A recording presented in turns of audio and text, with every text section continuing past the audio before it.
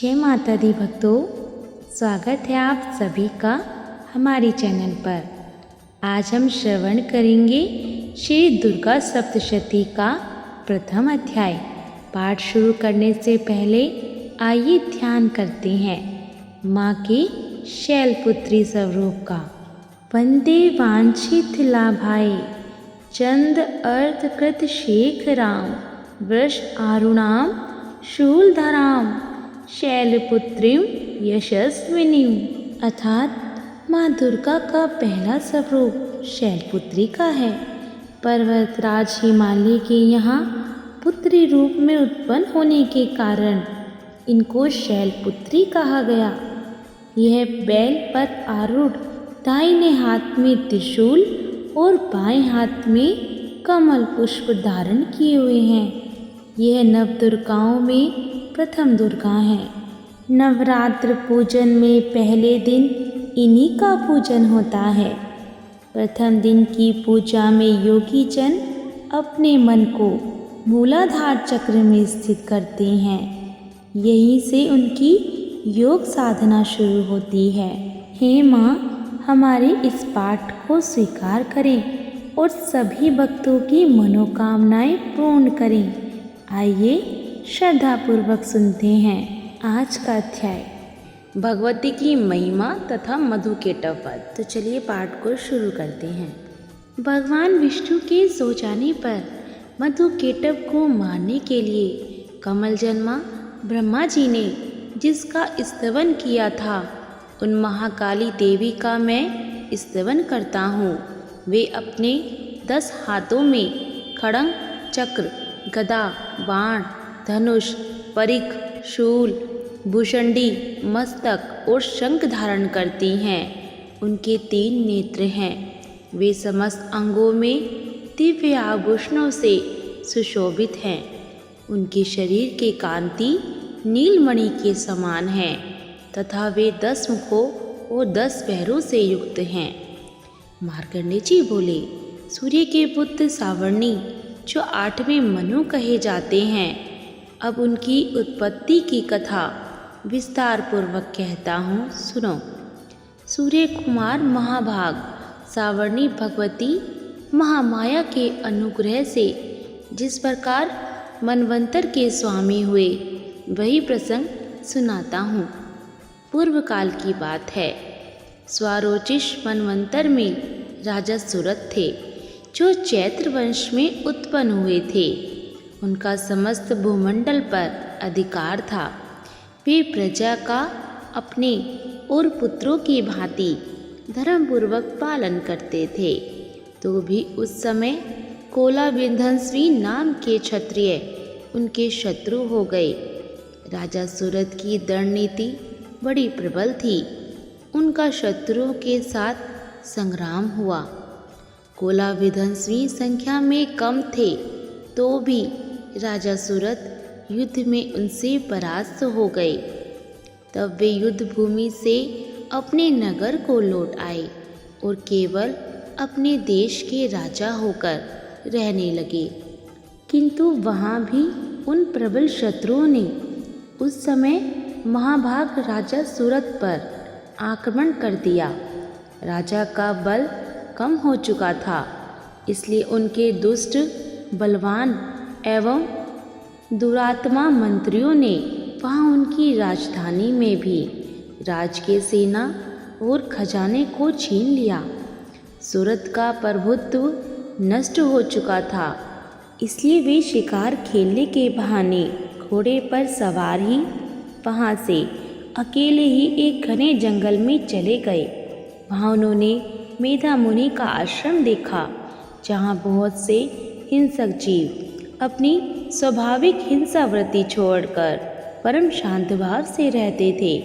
मुनि के बहुत से शिष्य उस वन की शोभा बढ़ा रहे थे। वहाँ जाने पर मुनि ने उनका सत्कार किया और वे उन मुनि श्रेष्ठ के आश्रम पर इधर उधर विचरते हुए कुछ समय तक रहे।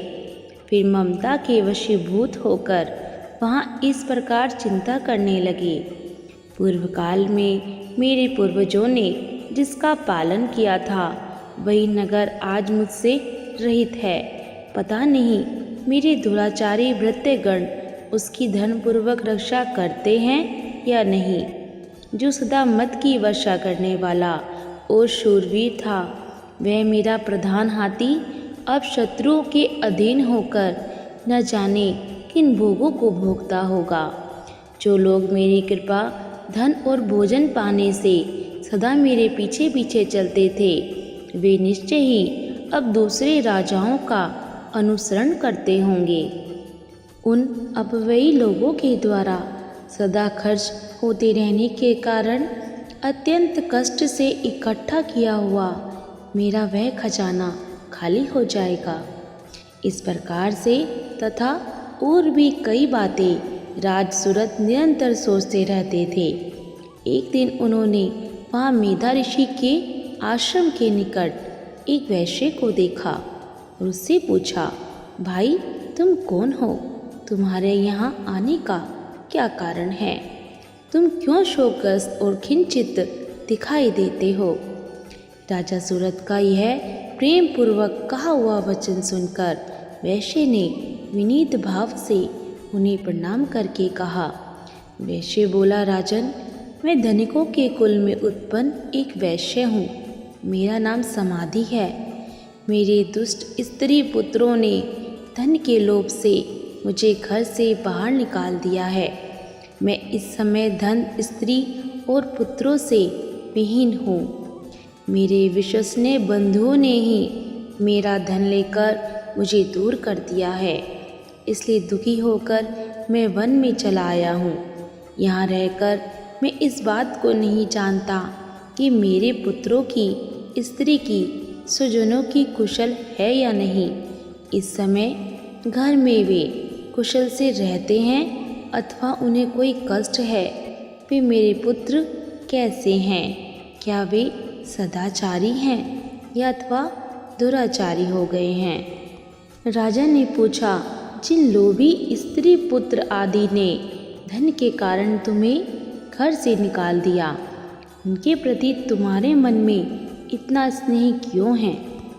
वैश्य बोला, आप मेरे विषय में जो कहते हैं वह सब ठीक है, किंतु क्या करूं? मेरा मन निष्ठुरता धारण नहीं करता।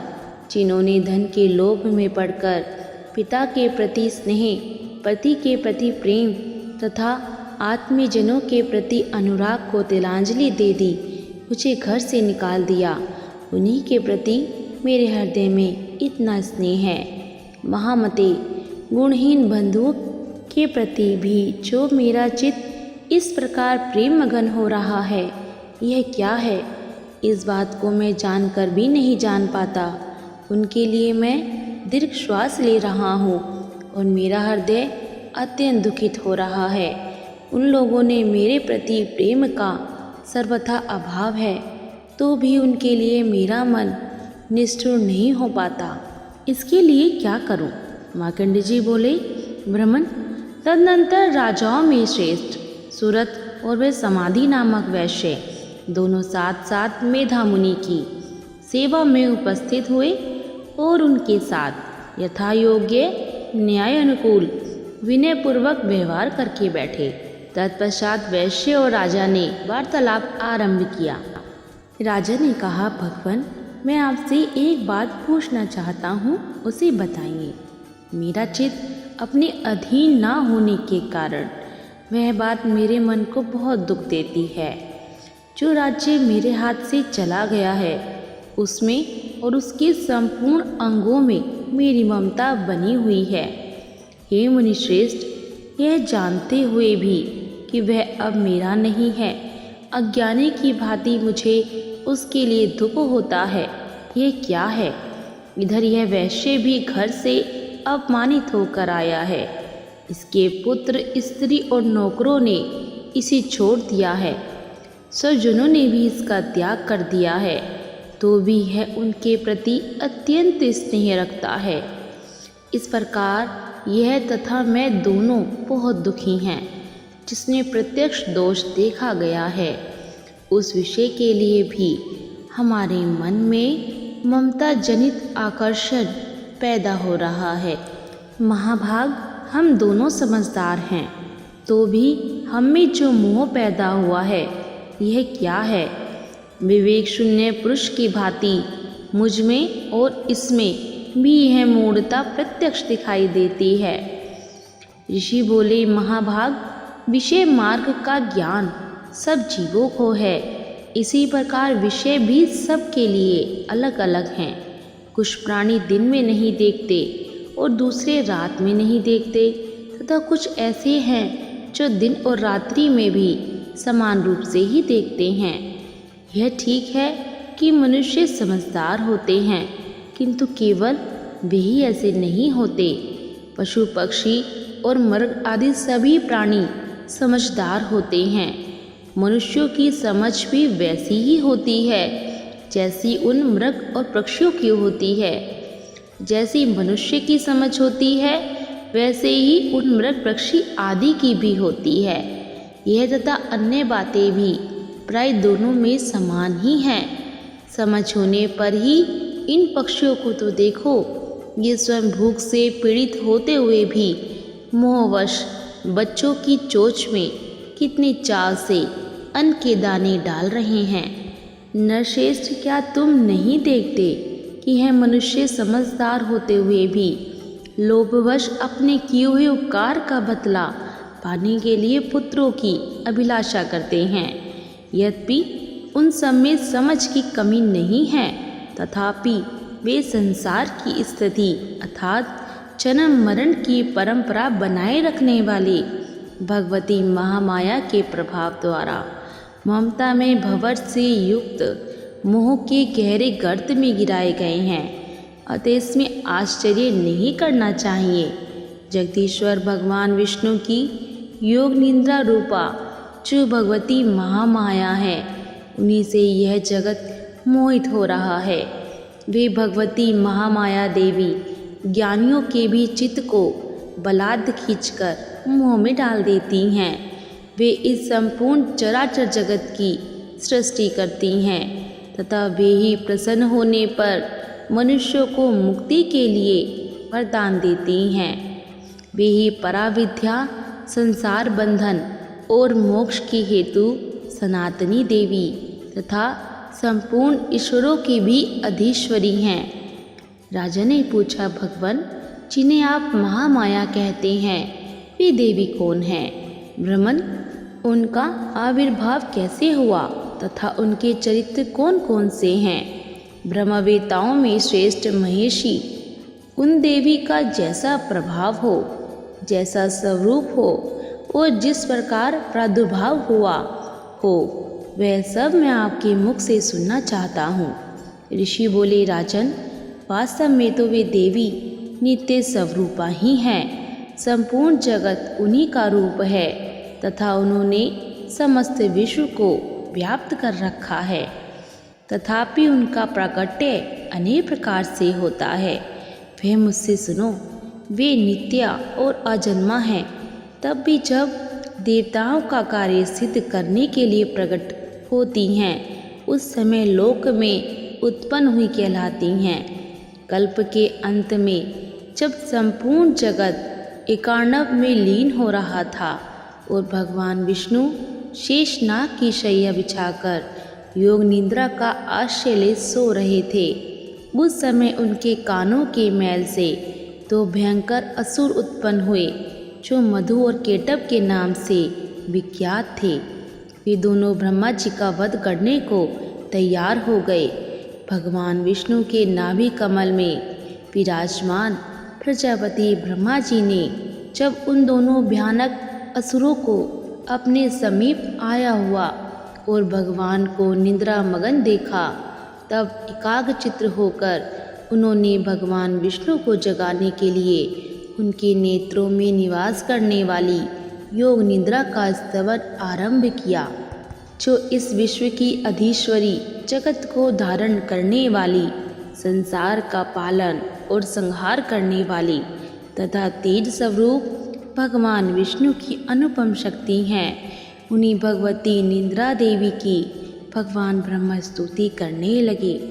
ब्रह्मा जी बोले, देवी, तुम ही स्वाहा, तुम ही स्वधा और तुम ही षटकार हो, स्वर भी तुम्हारे ही स्वरूप हैं। तुम्ही जीवनदायिनी सुधा हो। नित्य अक्षर प्रणव में अकार उकार मकार इन 3 मात्राओं के रूप में तुम्ही स्थित हो तथा इन तीनों मात्राओं के अतिरिक्त जो बिंदु रूपा नित्य अर्ध मात्रा है, जिसका विशेष रूप से उच्चारण नहीं किया जा सकता, वह भी तुम ही हो। देवी, तुम्ही संध्या सावित्री तथा परम जननी हो। देवी, तुम्ही इस अखिल ब्रह्मांड को धारण करती हो। तुमसे ही इस जगत की सृष्टि होती है, तुम्ही से इसका पालन होता है और सदा तुम्ही कल्प के अंत में सबको अपना ग्रास बना लेती हो। जगन्मयी देवी, इस जगत की उत्पत्ति के समय तुम सृष्टि रूपा हो, पालन करने में स्थित रूपा हो तथा कल्प के अंत के समय संहार रूप धारण करने वाली हो। तुम्ही महाविद्या, महामाया, महामेधा, महास्मृति, महामोह रूपा, महादेवी और महासुरा हो। तुम्ही तीनों गुणों को उत्पन्न करने वाली प्रगति हो। भयंकर कालरात्रि, महारात्रि और मोहरात्रि भी तुम्ही हो। तुम्ही श्री, तुम्ही ईश्वरी, तुम्ही ही और तुम्ही बोध स्वरूपा बुद्धि हो। लज्जा, पुष्टि, तुष्टि, शांति और क्षमा भी तुम्ही हो। तुम्ही खरग धारिणी, शूल धारिणी, घोर रूपा तथा गदा, चक्र, शंख और धनुष धारण करने वाली हो। बाण, भुषुंडी और परिख ये भी तुम्हारे ही अस्त्र हैं। तुम सौम्य और सौम्यतर हो। इतना ही नहीं, जितने भी सौम्य और सुंदर पदार्थ हैं, उन सब की अपेक्षा तुम अधिक सुंदरी हो। पर और अपर सबसे परे रहने वाली परमेश्वरी तुम ही हो। सर्वस्वरूपा देवी, कहीं भी सत असत रूप जो कुछ वस्तुएं हैं और उन सब की जो शक्ति है, वह तुम ही हो। ऐसी अवस्था में तुम्हारी स्तुति क्या हो सकती है? जो इस जगत की सृष्टि, पालन और संहार करते हैं, उन भगवान को भी जब तुमने निंद्रा के अधीन कर दिया, तब तुम्हारी स्तुति करने में यहाँ कौन समर्थ हो सकता है? मुझको, भगवान शंकर को तथा भगवान विष्णु को भी तुमने ही शरीर धारण कराया है, अतः तुम्हारी स्तुति करने की शक्ति किसमें है? देवी, तुम तो अपने इन कृपालु प्रभावों से ही प्रशंसा के योग्य हो। ये जो दोनों दुदुष असुर मधु और केटभ हैं, उनको मोह में डाल दो और जगदीश्वर भगवान विष्णु को शीघ्र जगा दो। साथ ही इनके भीतर इन दोनों महान असुरों को मार डालने की बुद्धि उत्पन्न कर दो। ऋषि कहते हैं, राजन, जब ब्रह्मा जी ने वहाँ मधु और केटभ को मारने के उद्देश्य से भगवान विष्णु को जगाने के लिए तमोगुण की अधिष्ठात्री देवी योग निंद्रा की इस प्रकार स्तुति की, तब वे भगवान के नेत्र, मुख, नासिका, बाहु, हृदय और वक्ष स्थल से निकलकर अव्यक्त जन्मा ब्रह्मा जी की दृष्टि के समक्ष खड़ी हो गईं।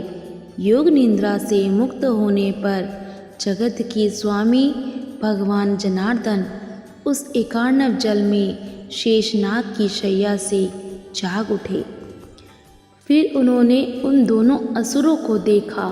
वे दुरात्मा मधु और केटभ अत्यंत बलवान तथा पराक्रमी थे और क्रोध से लाल आंखें किए ब्रह्मा जी को खा जाने के लिए उद्योग कर रहे थे।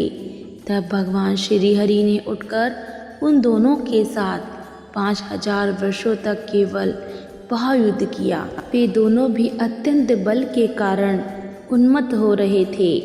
इधर महामाया ने भी उन्हें मोह में डाल रखा था, इसलिए वे भगवान विष्णु से कहने लगे, हम तुम्हारी वीरता से संतुष्ट हैं, तुम हमसे कोई वर मांगो। श्री भगवान बोले, यदि तुम दोनों मुझ पर प्रसन्न हो तो अब मेरे हाथ से मारे जाओ। बस इतना सा ही मैंने वर मांगा है, या अन्य किसी वर से क्या लेना है। इस प्रकार चले जाने पर जब उन्होंने संपूर्ण जगत में जल ही जल देखा, तब कमल नयन भगवान से कहा, जहाँ पृथ्वी जल में डूबी हुई ना हो, जहाँ सूखा स्थान हो, वहीं हमारा वध करो। ऋषि बोले, तब तथास्तु कहकर शंख चक्र और गदा धारण करने वाले भगवान ने उन दोनों का मस्तक अपनी जांघ पर रखकर चक्र से काट डाले। इस प्रकार ये देवी महामाया ब्रह्मा जी की स्तुति करने पर स्वयं प्रकट हुई थी। अब तुमसे उनके प्रभाव का पुनः वर्णन करता हूँ, सुनो। भक्तों, दुर्गा सप्तशती का यह अध्याय यहीं पूर्ण होता है। आइए अब श्रद्धापूर्वक माँ के चरणों में यह प्रार्थना अर्पण करते हैं। हे करुणामयी जगजननी, स्नेहमयी एवं आनंद देने वाली माँ, आपकी सदा जय हो। हे जगदम्बे, जिस प्रकार भूख से बिलबिलाता बच्चा अपनी माँ की प्रतीक्षा करता है, उसी प्रकार मैं भी आपकी दया की प्रतीक्षा कर रही हूँ। हे अमृतमयी माँ, मुझ पर अपनी कृपा करें और मुझे अति शीघ्र दर्शन देने की कृपा करें। माँ, मुझे ऐसी बुद्धि प्रदान करें जिससे मैं आपका रहस्य और आपकी महिमा जान सकूं। जय माता दी।